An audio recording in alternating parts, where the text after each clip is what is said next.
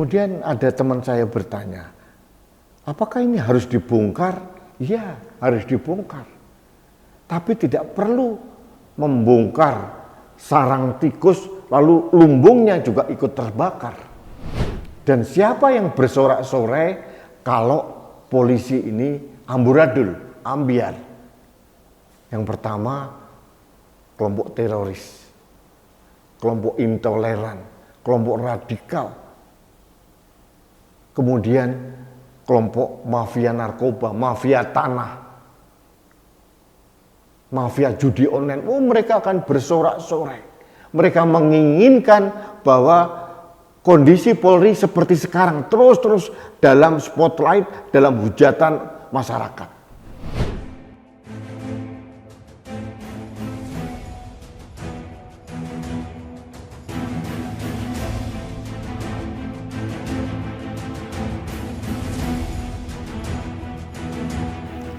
Halo sahabat Indonesia, kita bertemu kembali dalam Opini Rudy. Sahabat Indonesia, beberapa hari terakhir ini di media sosial saya, terutama di WhatsApp, itu banjir informasi, banjir share dari berbagai kolega dan sahabat-sahabat saya terkait dengan Verdi Sambo. Judulnya Kerajaan Verdi Sambo dengan segala macam peta kekayaan dan seperti mafia lah gitu. Nah, saya bingung ini. Kenapa kasus Verdi Sambo menjadi melebar ke sana kemari ya?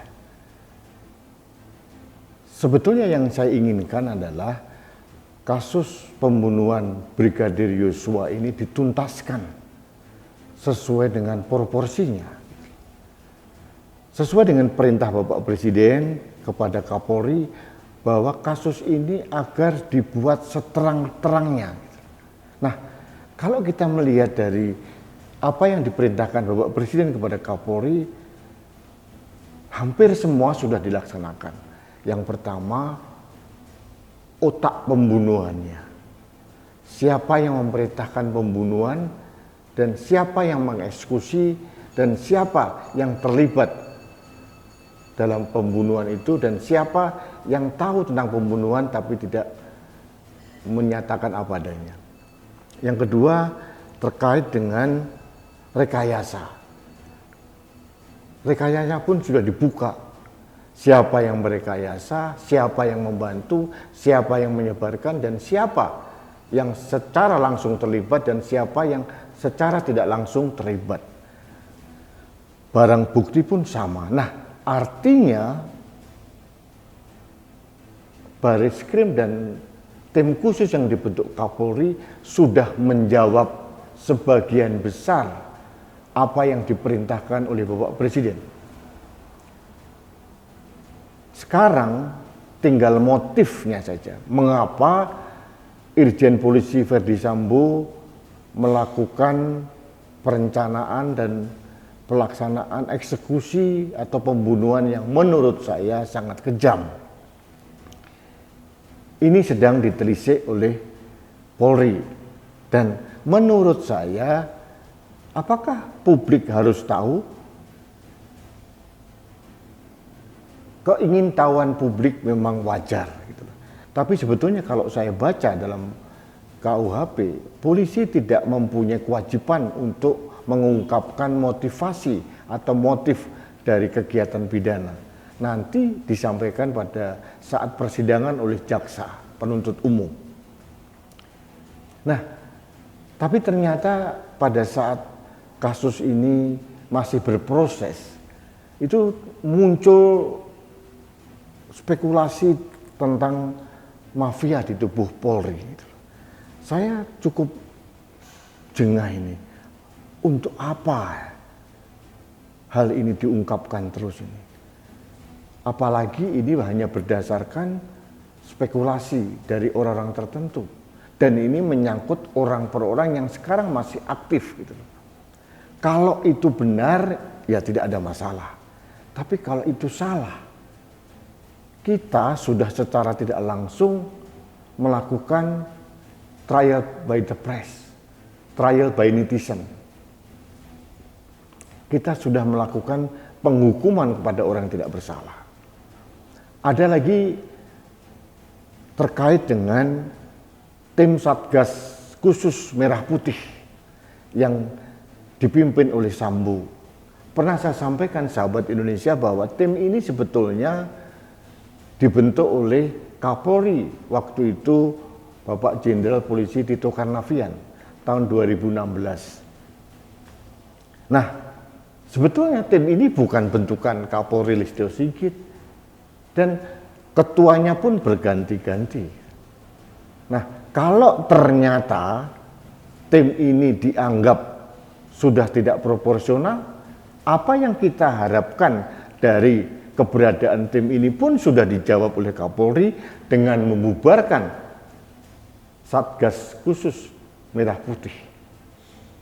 Nah, sekarang kita mengacu pada kekayaan Verdi Sambo yang dikulik-kulik dari katanya dari backingan judi online, dari narkoba, dari macam-macam luar biasa yang semuanya belum ada dasar validitasnya yang akurat. Masih sebatas spekulasi liar. Jujur saya melihat ini tujuannya apa ya? Apakah orang-orang yang menyebarkan ini tidak berpikir secara matang ini berdampak serius pada institusi Polri yang sedang kita selamatkan? Kalau masalah kekayaan jenderal polisi yang di luar kewajaran, ini sudah jadi rahasia umum. Apakah hanya Verdi Sambo? Saya yakin tidak. Hampir semua jenderal polisi mempunyai kekayaan yang fantastis menurut saya.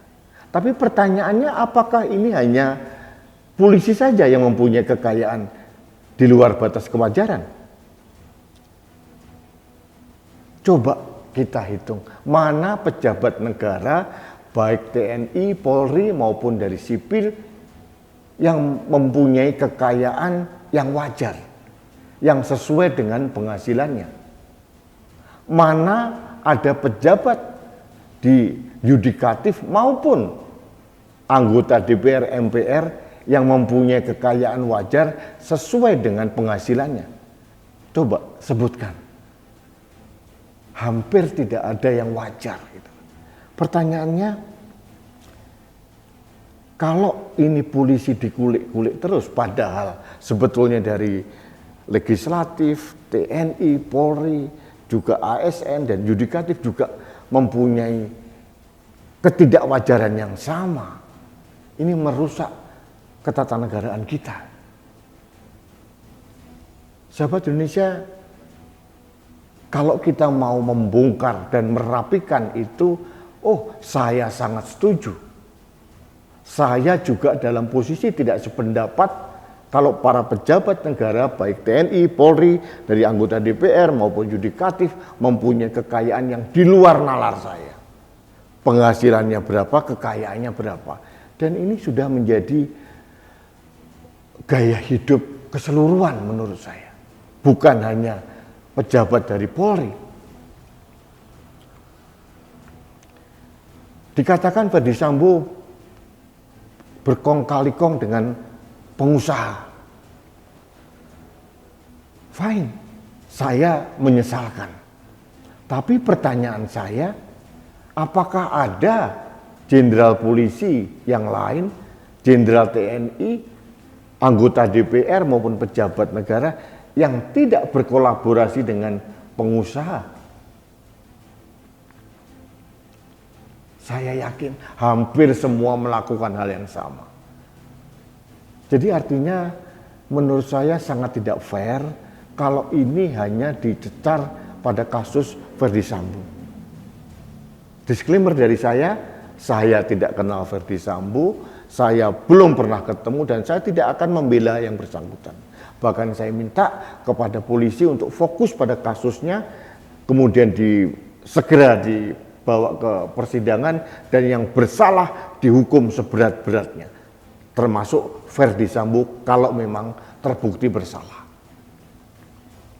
Sahabat Indonesia, ini terkait juga dengan sorotan publik terkait dengan peran dan fungsi Polri yang sangat menonjol 20 tahun terakhir. Ini sesuatu yang realita, harus kita akui. Tapi pertanyaannya, apakah ini salah dari Polri? Wong kenyataannya, apa yang dilakukan oleh polisi mulai tahun 2000 awal sampai sekarang ini berdasarkan undang-undang kepolisian yang baru. Pada saat itu polisi dipisahkan dari TNI dan dibuatlah undang-undang tersendiri. Apakah yang membuat undang-undang itu adalah polisi? Bukan. Yang membuat undang-undang adalah pemerintah bersama DPR. Kalau kita mau meredefinisikan peran dari Polri, dirubah aja undang-undangnya. Seperti apa maunya. Jadi menurut saya ada sesuatu yang menurut saya tidak wajar dalam perkembangan Ferdy Sambo ini. Sudah mengular kemana-mana. Kemudian ada teman saya bertanya, apakah ini harus dibongkar? Ya, harus dibongkar. Tapi tidak perlu membongkar sarang tikus lalu lumbungnya juga ikut terbakar. Jadi saya hanya mohon kepada siapapun lah, para pengamat, para anggota masyarakat, media, mari kita fokus pada kasus Ferdy Sambo. Kalau memang ada sesuatu yang dilakukan oleh Ferdy Sambo dan kelompoknya dalam tanda kutip yang seperti yang beredar di media masa sekarang, ini harus menjadi PR dari Kapolri dan pemerintah. Sekali lagi saya katakan, apa yang terjadi dengan polisi sekarang ini tidak semata-mata kesalahan dari polisi, karena polisi sudah berjalan sesuai dengan undang-undang. Kalau kita semua, seluruh warga bangsa ini menginginkan adanya peran ulang atau fungsi dari TNI atau Polri, mari kita review bersama seperti apa yang terbaik, dan itu adalah ranahnya DPR dan pemerintah. Semua stakeholder, tokoh bangsa dari TNI, Polri, dari pemerintah, ahli hukum duduk bersama, mau didefinisikan ulang. Seperti apa sih maunya? Polisi ini mau ditempatkan di mana? Apakah tetap seperti ini? Apakah harus dicangkokkan di satu kementerian? Mungkin Menteri Dalam Negeri, atau dibentuk kementerian khusus seperti di Amerika, Kementerian Keamanan Dalam Negeri mungkin, atau tetap seperti ini dengan berbagai perbaikan-perbaikan, monggo silahkan saja. Tapi yang jelas fungsi dari Polri, polisi ini masih kita butuhkan. Kita tidur dijaga oleh polisi, kita berlalu lintas dijaga oleh polisi. Kita ada masalah pidana apapun terjadi, polisi yang kita harapkan bisa menyelesaikan. Jadi saya sangat keberatan kalau ini akan merusak institusi Polri. Kalau berbagai tokoh bangsa menginginkan, sekali lagi saya katakan menginginkan, ditulis ulang peran dan fungsi Polri, mari monggo beberapa stakeholder yang terkait untuk membicarakan ulang. Tapi jangan di obyek-obyek Polri yang sekarang. Kalau nanti mengular kemana-mana menyangkut jenderal ini, jenderal itu, habis SDM Polri. Belum tentu mereka bersalah. Dan siapa yang bersorak-sorai kalau polisi ini amburadul, ambiar? Yang pertama, kelompok teroris, kelompok intoleran, kelompok radikal. Kemudian kelompok mafia narkoba, mafia tanah, mafia judi online, mereka akan bersorak-sorai. Mereka menginginkan bahwa kondisi Polri seperti sekarang terus-terus dalam spotlight, dalam hujatan masyarakat. Apakah kita mau seperti itu? Saya tidak mau. Jadi terakhir sahabat Indonesia, saya ingin sampaikan bahwa saya menginginkan polisi fokus menangani kasus Verdi Sambo sampai tuntas, sampai dilimpahkan kepada kejaksaan, kemudian dibawa ke persidangan. Tuntas, hukum seberat-beratnya siapa yang bersalah. Kasus-kasus lain yang terkait dengan Sambo atau yang lain, tolong direm dulu, karena ini masih dalam bentuk spekulasi, belum tentu benar. Meskipun belum tentu salah, tapi ini belum tentu benar. Tapi ini berdampak pada orang-orang yang disebut nama-nama yang ada di situ. Mereka punya keluarga, mereka punya karir. Kasihan sekali kalau orang yang tidak bersalah dikait-kaitkan dengan apa yang spekulasi yang beredar sekarang ini. Saya melihat memang ada upaya politisasi dari kasus Verdi Sambo ini, sudah terlihat nyata. Ada endorsement dari kelompok-kelompok yang anti polisi, seperti kelompok penjahat, intoleran, teroris, kelompok mafia-mafia yang tadi saya sebutkan, mafia tanah, mafia judi online, mafia narkoba, mereka tepuk tangan semua kalau polisi ambiar seperti sekarang. Jadi sahabat Indonesia, mari kita selamatkan institusi Polri. Mari kita bersihkan institusi Polri. Dan yang paling terakhir saya ingin sampaikan adalah para tokoh bangsa harusnya introspeksi diri terhadap siapa yang mengawasi polisi. Ada institusi namanya Komisi Kepolisian Negara Republik Indonesia atau Kompolnas. Pertanyaan saya sekarang, apakah sudah benar Kompolnas sudah melaksanakan tugasnya dengan baik? Struktur Kompolnas ini tidak memungkinkan untuk mengawasi polisi secara independen. Karena apa? Ketua Kompolnas adalah Menko Polhukam ex officio, anggotanya Menteri Dalam Negeri, anggotanya Menteri Hukum dan HAM, kemudian hanya 6 yang lain yang dipilih komisionernya, dan mohon maaf, anggarannya Kompolnas dari mana? Kita terisik lagi. Kantornya Kompolnas di mana? Numpang di kantor polisi. Artinya tidak mungkin kita mengharapkan struktur, infrastruktur, konstruksi dari tubuh Kompolnas ini bisa melakukan pengawasan kepada polisi yang baik. Kalau kita mau benerin polisi, sekalian juga kita benerin Kompolnas seperti apa. Agar Kompolnas independen, mandiri, dan sesuai dengan harapan rakyat dalam mengawasi polisi. Itu. Jadi yang salah bukan Kompolnya sekarang, tapi pembuat undang-undangnya, pembuat peraturannya. Mari kita buat Kompolnas mandiri, independen seperti KPK misalkan. Seperti KY misalkan.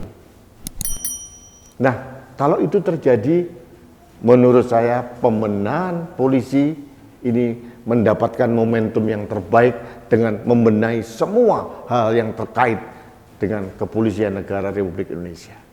Baik sahabat Indonesia, terima kasih. Ini opini saya pribadi karena saya agak pusing dengan perkembangan kasus Verdi Sambo yang mengular kemana-mana, tidak fokus. Dan menurut saya, intent saya cuma satu, adalah bagaimana kita menyelamatkan institusi Polri. Terima kasih sahabat Indonesia. Kita bertemu kembali dalam opini Rudi selanjutnya. Salam satu Indonesia, salam Pancasila, salam kemerdekaan. Saya Rudi Eskambri.